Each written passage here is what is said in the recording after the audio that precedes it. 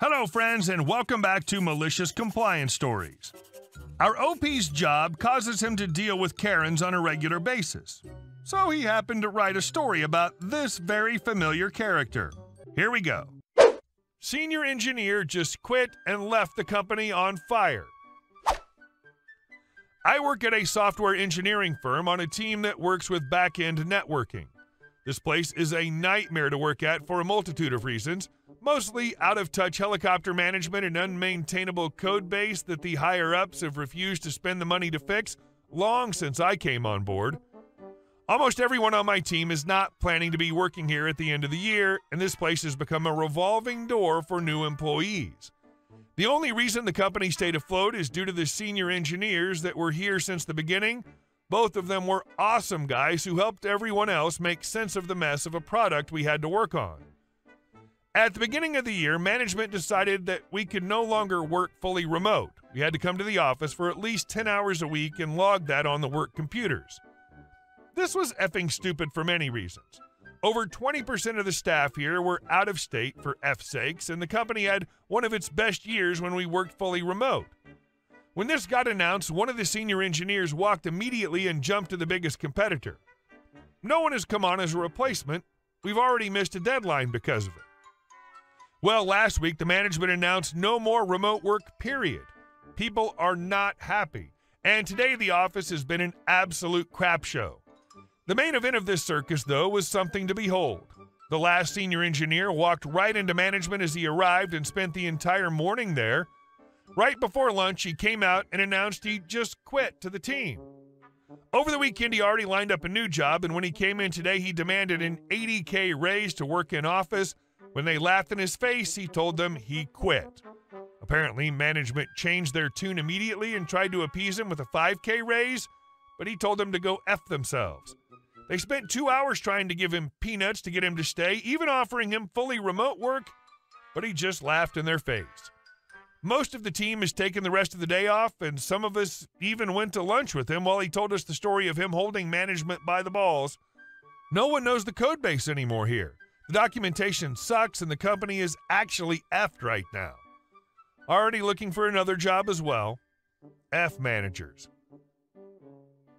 Don't fix what's not broken. Full remote and good performance must have bothered someone higher up. They had to go out of their way to fix it. And our next story.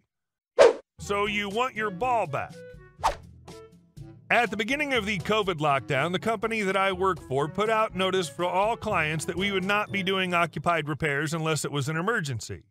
Less than a week into the lockdown, one of our clients decides that our notice does not apply to them, calls for us to do an occupied repair for a hole in the wall with a side note to retrieve the baseball inside.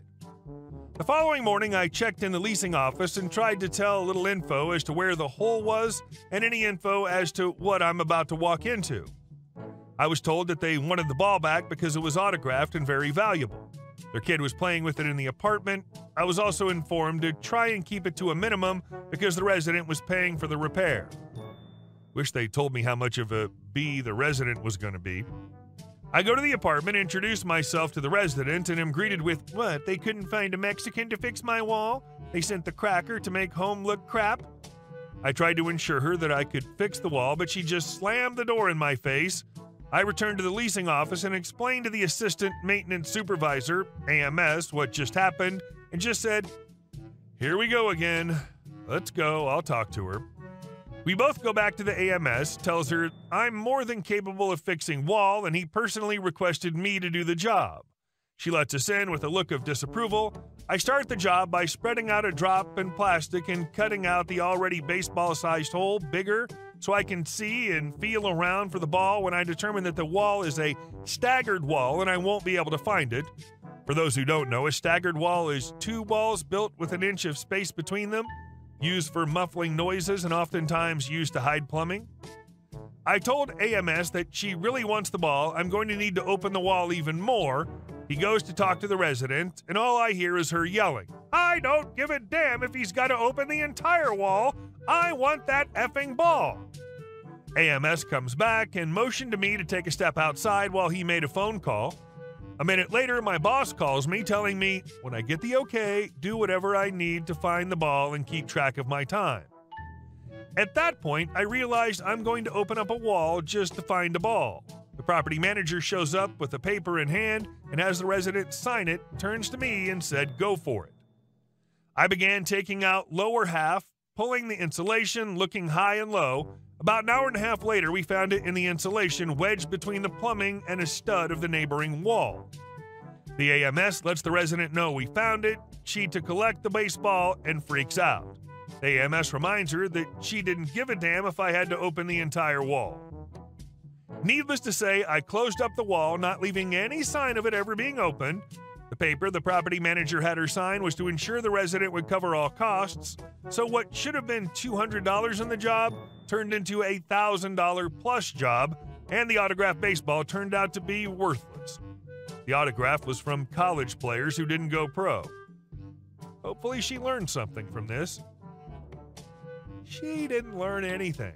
She apparently has an attitude issue and likely will have this in the future.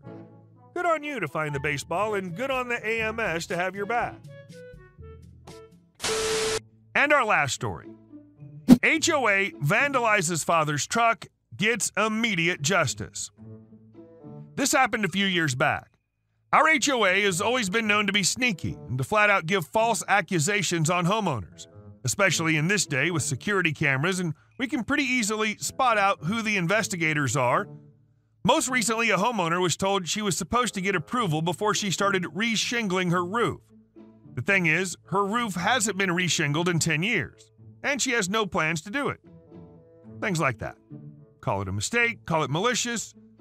Well, a few years ago, we had our time to shine. It was a simple morning. I was still temporarily living with my father at the time. Well, one morning we decided to go out to get groceries. Back when we found that his pickup truck had been smashed into. Nothing was taken, it was just smashed into. In fact, I still have pictures from that day, just before the cops arrived. Cops arrived, they do some investigating, and found that a rock inside the truck was from a house down the street. Unfortunately, they couldn't get them to admit to the crime, nor could they prove it was even them. Understandable. Criminals will grab things they find, but it was suspicious. The rock, I should say, was kind of a special rock that no one else in the neighborhood had, some round polish type, very unique. After this incident, I installed a security camera on his house. Well, not 2 days later, we got an HOA violation for a vehicle eyesore that needs to be removed. Just 2 days later. I'm confused how such a letter could have been written up so fast, but I started to suspect foul play. One day we were home and had a knock at the door. The HOA actually called a code inspection officer. This week hadn't even been over yet, so the parts to fix the truck weren't even delivered yet. We weren't paying expedited shipping for damages we didn't cause, and the truck was so old, insurance would probably just total it. The truck's sentimental to him, so he wasn't going to get rid of it. Still ran great. Code inspection tells my father that vehicles which do not run need to be removed. They both stop talking and take a second, and both almost say at the same time, "Don't I know you?" Turns out the code inspection officer went to the same church as my father. They knew each other. The officer tells my father that if he can show the truck starts, he's going to write it up as being in code. My father starts the truck just fine as the engine isn't damaged. He tells him to go on with his day and to have a good one. At this point, we're furious because we're starting to suspect the HOA may have did this, as there's no way they could have possibly known so fast. Unfortunately, our turn of the street has no neighbors with security cameras until I installed one on our house, so it caught nothing specific to our incident. Down the street, these people supposedly broke into a car as well, but the camera on their house was unable to see anything. Damn. Here's where the fun begins. Fast forward a couple of months after nothing happened, I decided to install a new dash cam in my car. I found a good one that uses very little power off the battery and can activate if there's any bumps to the car, even if the car is off. Just needs to be wired straight to the battery for this. It's a thinkware. A few days later, we got a violation notice for our mailbox being crooked. Wasn't crooked much, but I do remember it recently having an angle. Odd, I could just fix it, but my car was aiming straight at the mailbox. I'm thinking, no, this couldn't possible. It only records if there's a bump. I take out the memory card, and apparently I either didn't configure it correctly, but it was recording the whole time. It never went into sleep mode. I watched as the investigator walks up to the mailbox and pushes it crooked, then writes down on his tablet his findings and takes a picture for records. I'm appalled at what I see. I have the proof I needed. Now for the sweetest part. They wanted us to come to the board meeting and present what's going on at our address. We haven't told them yet that we had the pictures, but to summarize real fast how our HOA works, the board hires an outside company to do the grunt work. Let's call it Bentry Management. We go to the meeting and sit down. Bentry Management has the one in control of our account, and I swear to you she looked like a Karen. So the name fits for her. As time goes by in the meeting, we get to discuss what's happening at our house. We present the timelines and tell them about the truck being smashed, and just 2 days later we get a letter. We ask what dates the investigator was out for that time. Karen refuses to answer it. She argues ignorantly that we should keep better care of our stuff, as if it was our fault. Then comes the mailbox incident. We tell her that we have reasons to believe that the investigator is the one that's causing the damages to our property and is harassing us. Karen denies this and says that it's impossible and that she knows him personally. Oh, is that so? I ask. She says, yes. Why? I then pull out my laptop out of my book bag that I'd been hiding, open it up to the video file already loaded, and show it to the entire board. Enter Exhibit A, I say out loud and played the video. Karen's face is bright red. She says that it's not her investigator. I then also pulled out the letter about the mailbox, which was complete with date. It matches the cooked-on timestamp on the video. She still tries to claim it's not them. No, it's a coincidence. I'm sorry, but you have a vandal, and it's not us. It's not? I let the video play, knowing she's falling into a pit hard right now. As the man walks towards my car, you can plain as day see Bentry Management on his shirt. She's no longer red now, she's white as a ghost. The board looks over at her and asks what she has to say about this. Karen is silent and has nothing except a few noises, which I assume was her brain trying to comprehend what just happened. I then proceeded to bring up a previous case, which I happened to remember before we left for the meeting, where we had a grass violation beside our house. Now, this area they were claiming was actually not visible from the sidewalk due to the house's shape. I asked point blank, has at any time your investigators walked on our property, illegal trespassing? Knowing, as per their rules, they aren't allowed to do that. Karen is visibly shaking now and mutters out, no, of course not, with her head down, unable to maintain eye contact with me. She probably feels that I have more evidence, but unfortunately I didn't. So I ask again. She asks why. Our neighbor, whom are lawyers, literally next door to us where the side of this wall was, stands up and says, actually, that's not true. I've witnessed one of your investigators go between our houses and poke around the trash bins. Bingo! I didn't even realize she had this information. I couldn't have asked for better timing. Karen at this point just starts arguing with our neighbors about no proof. The board proceeds to apologize for the incident, and they were going to discuss what's going to happen in the future about this.